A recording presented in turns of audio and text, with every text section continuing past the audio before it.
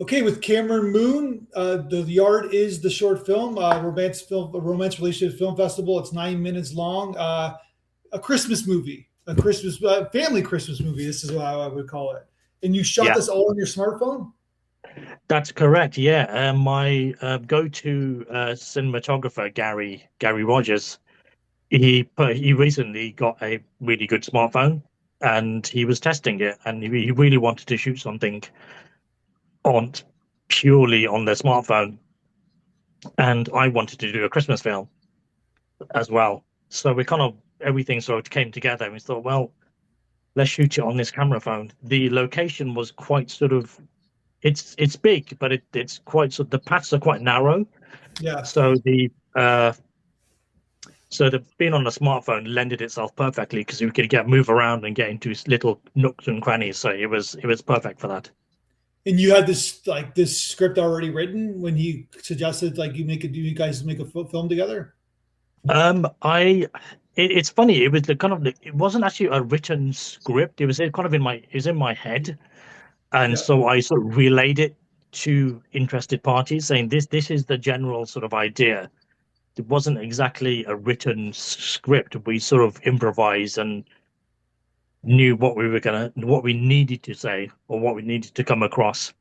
And once we were there, we looked around and used certain angles and certain. So it was all sort of, yeah, it's very improvisational, but it seemed to work. So And then where was the location? Was it like an actual Christmas store or like Christmas tree yeah, place? that's correct. It's actually it's about 10 minutes from my flat. It's a garden center, but over Oh, Christmas they really make it all sort of Christmassy. And I when I approached Denim, who has the excuse me, sorry about yeah. that. When I approached Neem, who runs the place, she said, "Give us a few weeks, and we're going to get our Christmas stock in." So we waited, and once everything was set up, it was perfect. Gary put a few lights here and there, but in terms of Christmas trees Yeah. and decorations, it's all ready for us. Everything was there. Did you know her before that you when you approached her? I did, yeah. I've known her for a while. She's lovely. She took over the place from her father, and they've turned it into almost like a cafe, stroke community, stroke garden center. So it lended itself perfectly to the story, which I relayed to her, and she loved it. And we Oh, even gave a little part in it as well. oh, she liked the movie. Yeah, she did. We gave her a little part just at the end when Emily's character asks, "Where's the guy who was there?" and she says, "Who Santa?" You know that was Neem, but she loved doing it. So Oh, speaking of parts, all right, so that means you're yeah, Santa then. You play the role of Santa. I do. Yeah, that's correct. It wasn't actually sort of written as sort of Santa, but it got turned Yeah. out that way I because was he using was. your I mean, words. Yeah, yeah. yeah, no, that's right. Yeah, he had the sort of the beard and the look, So do you and he always was have doing a it. beard, or did you like grow it for the movie? No, I've always had this beard. Yeah. I had to trim it recently for something else, but it's the beard lent itself to the roles. It's my sort of trademark, as it were. So, When did it start going gray? um, quite a good few years ago, but it's got a lot grayer now. Yeah. Like in your Well, 40s? that's yeah. No, I'm actually I'm going to be 56 this year. Yeah. So like in the early 40s, it started going gray. That's correct. Yeah, Yeah. I'm just that's gonna correct. Yeah, like I'm 50 now, and it's like when I yeah. have a little beard, it's gray, and I don't like it. Got to You shave. don't look 50. You don't look 50. I would have said probably sort of mid 40s. Yeah. So Okay. good. Yeah. All right. There we go. Okay. Are you an actor by trade, or like is that something you I, do? Yeah. I am. I started initially as a film extra, and through that, I enjoyed watching people work and where the people put camera and what was going on behind the scenes. Yeah. So eventually, I started to make films because my main reason was because two reasons actually. One, I wasn't seeing the sort of films I wanted to see, Hmm. and two, I wasn't sort of. finding the sort of roles that I wanted to play. Sure. So the solution to that is one, make your own films and play the sort of roles that you want to be um, portraying. So it all led from there. So my previous films up to The Yard and the one I'm working on at the moment were all silent films. There's no dialogue. They're all sort of music and ambience and expressions. But Oh, this is, really? yeah, yeah, they're not silent because there is sound, but there's Yeah. just no dialogue. So there's all expressions which tell the story. Because it's so funny because this is kind of a conventional film in many ways, Yeah, right? Like, yeah, that's right. Yeah, we wanted to yeah, do like a lovely sort of traditional but not traditional Christmas film, yeah. something magical, but also to have a sort of the LBGB twist at the end. We were sort of, it almost seemed like he was going sort of like it looks like a Hallmark film, in It Christmas, does. in that sort of lovely sort of ambience. But then, you find out that the characters are same sex, which we wanted to sort of um, it's almost like a curveball for the audience. They didn't expect it, so that Yeah. that worked really well. So tell me about your actress, Emily. Like, kind of obviously the main character of the film. Where did you find her? Yeah, I saw her in a film festival screening, which was in Coventry. They had a Coventry, which is the university where I work at, and so they had a Coventry Phoenix Film Festival, and she featured in one of the films, and she was really really good in it, and it kind of I remembered her from that, and then I want to watch one of her plays, and she was so good in that as well, and so I just approached her. I don't sort of audition people. I just ask if they're Yeah. interested, and she was very keen. She loved the idea, and yeah, so we've become really good friends How as old a is she? result. How old is she when you made the film? When we did the film, she was probably just early 20s. Okay. So, but yeah, she's lovely, and she's such a good actress. Yeah. She's I really don't mean good. to ask like the old. I thought she was like 7, 18, 19. I thought she was like younger than that, Yeah, but no, yeah. it's fine.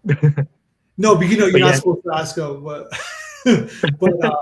it's to a certain age. So like yeah, so she's like so she's just starting out, right? Like so do you, I'm sure that's as an that's actor right. you She got she yeah, yeah. I mean, literally, she's recently graduated from Coventry University yeah. in stage and screen acting. So yeah, she's on her way. She's good, and I like that sort of organic sort of filmmaking in the sense that I don't enjoy sort of networking.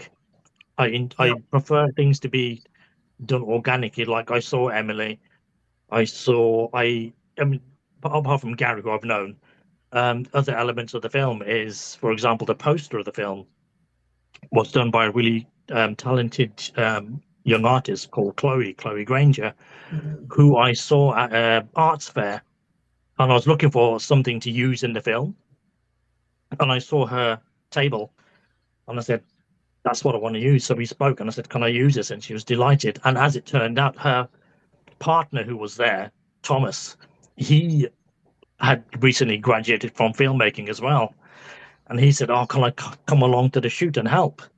And I thought, "Yeah, absolutely." You know, so I like that sort of organic, sort of, you meet someone on the off chance, sort of networking, I guess, in a way, but it's all completely organic. It wasn't forced. It was just people you come across in the everyday.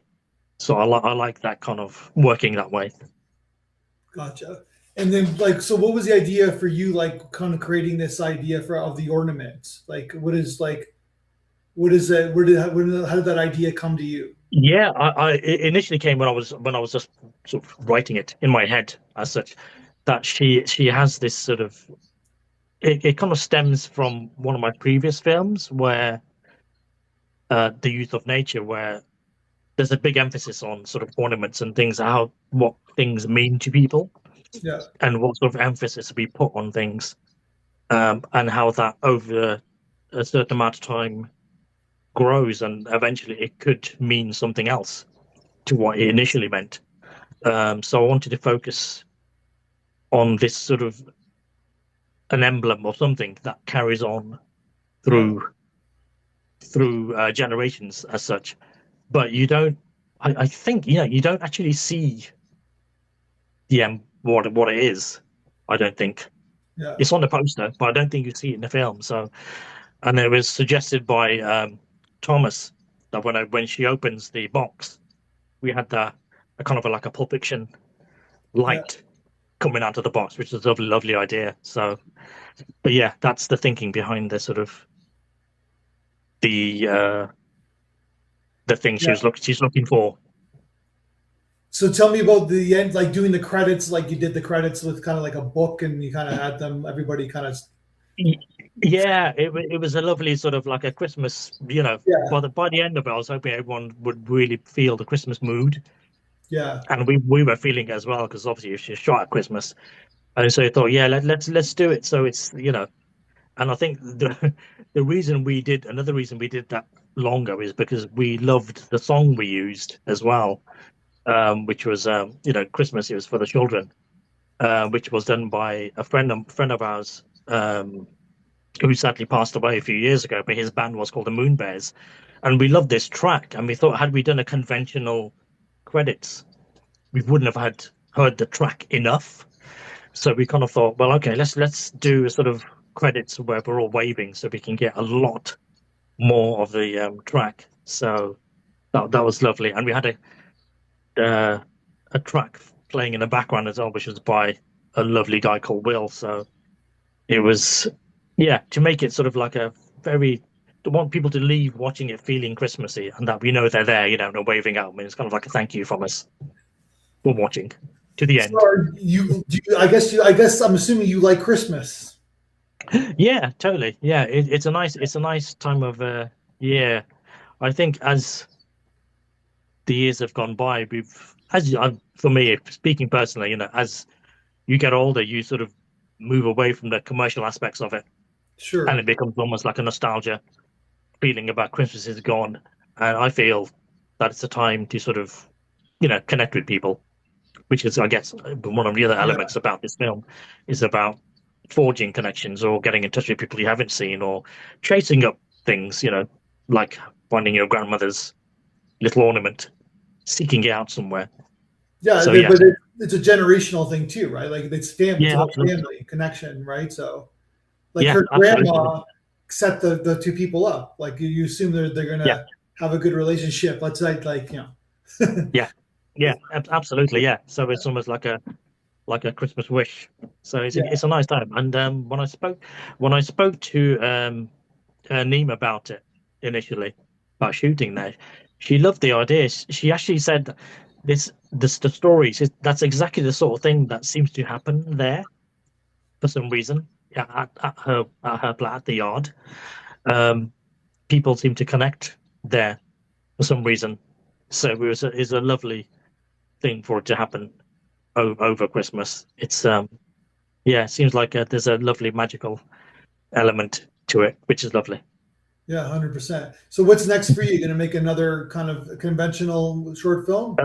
Well, I'm at the moment I've been working on a film and I want to finish it this year, touch wood, um, called Sudade. And I've been working on that since before COVID. And then we shot one scene and then we had to stop filming because obviously we went into lockdown for a couple of years.